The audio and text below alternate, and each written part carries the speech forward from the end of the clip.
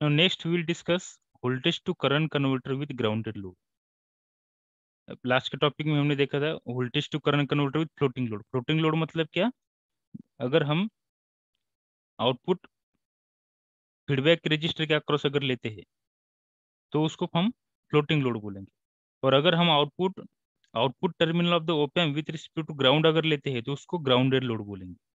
अब देखो यहाँ पे सर्किट की अरेंजमेंट कैसी है। यहाँ पे ये ओप एम्प है हमारा, ये पॉजिटिव पावर सप्लाई, ये निगेटिव पावर सप्लाई। यहाँ पे ये फीडबैक रेजिस्टेंस है जिसकी वैल्यू हमने आर रखी है। सपोज इनिशियली आर रखी क्योंकि बाद में हमें कंफ्यूजन नहीं हो इसलिए हमने आर रखी। ये हमारा input resistance R one, generally ये आर एफ रहता है तो इसकी वैल्यू हमने आर ली है। और ये आर वन रहता है तो इसकी वैल्यू भी हमने आर ली, मतलब इनपुट रेजिस्टेंस और फीडबैक रेजिस्टेंस दोनों की वैल्यू हमने सेम ली है। ओके। और यहाँ पे जो पोटेंशियल डेवलप होता है उसको हम V2 बोलते हैं। और ये ओपेम के अंदर जाने वाला जो करंट रहता है इन्वर्टिंग टर्मिनल से वो कितना रहता है, I B is equal to zero. क्यों? क्योंकि ओपेम का इनपुट रेजिस्टेंस से इनफाइनाइट रहता है इसलिए। अब यहाँ पे ये व्यू है हमारा आउटपुट वोल्टेज।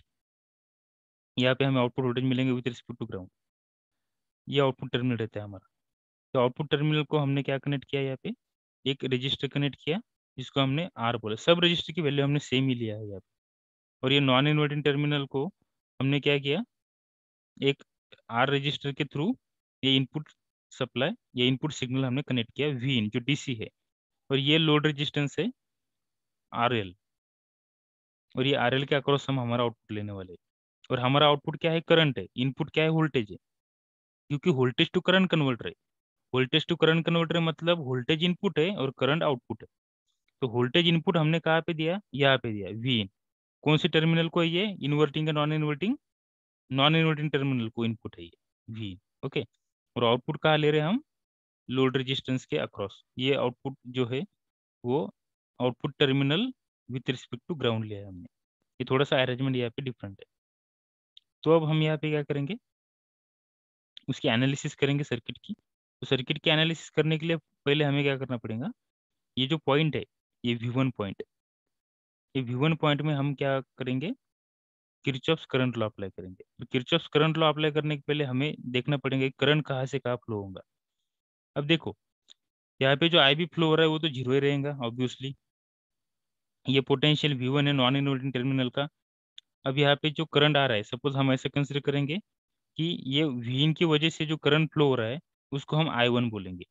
और वो I1 ये वीन से यहाँ पे आउटसाइड में यहाँ पे फ्लो हो रहा है या इस पॉइंट तक फ्लो हो रहा है।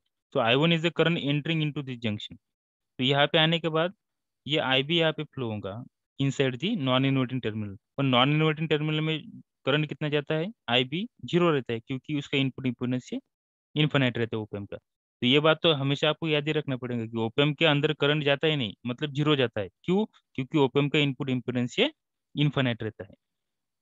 तो फिर भी उसको इंडिकेट करने का, दिखाने का, क्योंकि यहाँ पे एक ब्रांच है इसलिए उसको दिखाने का, उसकी वैल्यू जीरो रखने की। और यहाँ पे आने के बाद फिर ये लोड के थ्रू करंट फ्लो होगा जिसको हम IL बोलेंगे, load resistance. Load resistance output resistance दोनों सेम ही चीज रहती है। तो IL is the current flowing through this load resistance RL।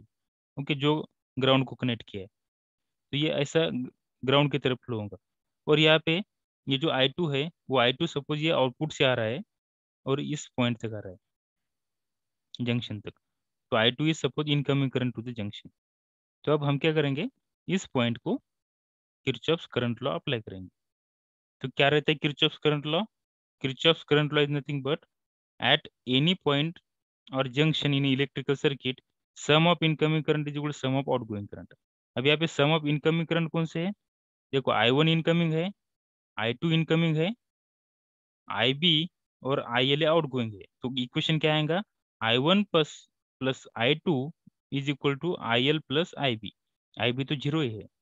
तो क्या मिलेगा हमें, देखो यहाँ पे क्या मिला equation, IL is equal to I1 plus I2।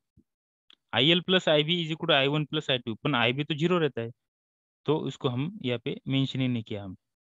So IL is equal to I1 plus I2। अभी इक्वेशन मिला हमें करंट के फॉर्म में, उसको वोल्टेज के फॉर्म में रिप्रेजेंट करो। I1 क्या रहता है, I1 is equal to, I1 एक करंट है, current is equal to voltage divided by resistance. Voltage मतलब क्या, higher potential minus lower potential. तो I1 is a current flowing from V into V1. I1 कैसा है current? It is flowing from V into V1. So I1 is equal to V in minus V1 divided by R. मतलब क्या हमारा I1. Okay. और I2 क्या रहेगा? I2 is the current flowing from output voltage VO divided by VO minus V1 divided by R. बराबर है क्या? और RL क्या रहेगा? RL is nothing but V1 minus 0, क्योंकि इसका पोटेंशियल यहाँ पे 0 रहेगा. V1 माइनस V0 मतलब output, sorry, ground potential divided by this RL. ये रहेगा हमारा IL. ओके. तो ये सब हम करंट को वोल्टेज के फॉर्म में रिप्रेजेंट करेंगे. So I1 is equal to V in minus V1 divided by R. और I2 क्या है? VO minus V1 divided by R. तो ये वैल्यू सब्स्टिट्यूट करते हैं यहाँ पे. IL is equal to V in minus V1 divided by R plus VO minus V1 divided by R. हम IL को वोल्टेज के फॉर्म में रिप्रेजेंट नहीं करेंगे, क्योंकि हमें इक्वेशन IL के फॉर्म में होना है. IL मतलब आउटपुट करंट, इसलिए हम IL को ऐसे रखेंगे. तो अब इसको हमने कैलकुलेशन करने के बाद ये R को अगर कॉमन निकाला तो ये R यहाँ पे डिनोमिनेटर में इधर जाने के बाद न्यूमरेटर में जाएगा. तो क्या आ जाएगा यहाँ पे? R इंटू IL आ जाएगा. यह देखो R इंटू IL आ गया. और यहाँ पे क्या रहेगा? V इन माइनस V1 प्लस VO माइनस V1. तो V in plus VO minus 2V1. Minus V1 क्या आ जाएगा? Minus 2V1. तो हम V1 को एक साइड में रखेंगे और बाकी टर्म्स को इधर भेज देंगे. तो क्या आ जाएगा? ये देखो -2V1 को हमने यहाँ पे रखा सपोज, तो ये टर्म अगर इधर भेज दी तो माइनस में जाएंगी. Minus V in minus V. देखो देखो -2V1 है. -2V1 को अगर हमने यहाँ पे रखा और ये अगर इधर भेज दिया तो ILR minus VO minus V इन आ जाएगा. ओके. और ये माइनस साइन को फिर से इधर भेज दिया तो यहाँ पे क्या आ जाएंगे? ये V इन और VO माइनस तो प्लस हो जाएंगे और ILR प्लस था तो माइनस हो जाएगा. तो यहाँ पे क्या आएगा? V in plus VO minus ILR. और ये जो 2 है यहाँ पे मल्टीप्लीकेशन में, यहाँ पे वो डिवीजन में जाएगा. तो V1 क्या मिलेगा हमें? V1 is equal to V in plus VO minus ILR divided by 2. ये इक्वेशन मिलेगा. अब V1 क्या है हमारा? V1 is the input voltage of non inverting terminal. अब ये कौन सा एम्पलीफायर है? इन्वर्टिंग का नॉन इन्वर्टिंग? ये नॉन इन्वर्टिंग एम्पलीफायर है. क्यों? क्योंकि हमने इनपुट सिग्नल किसको दिया है?